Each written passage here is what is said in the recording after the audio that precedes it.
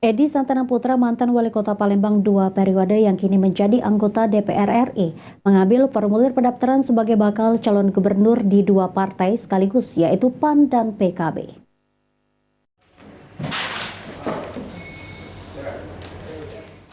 Melalui perwakilannya, Edi Santana Putra, mantan wali kota Palembang 2 periode, mendatangi kantor DPW PKB Sumsel di Jalan Alam Syah Ratu Prawira Negara.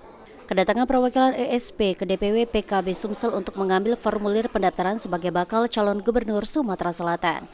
Zainul Bahrihas, selaku perwakilan ESP, mengungkapkan jika mereka berharap agar PKB bisa mendukung ESP sebagai bakal calon gubernur Sumatera Selatan di periode 2024-2029 mendatang.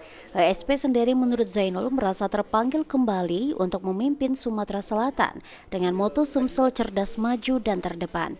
Bahwa beliau merasa terpanggil kembali untuk memimpin Sumatera Selatan dengan moto Sumsel cerdas, maju, dan terdepan.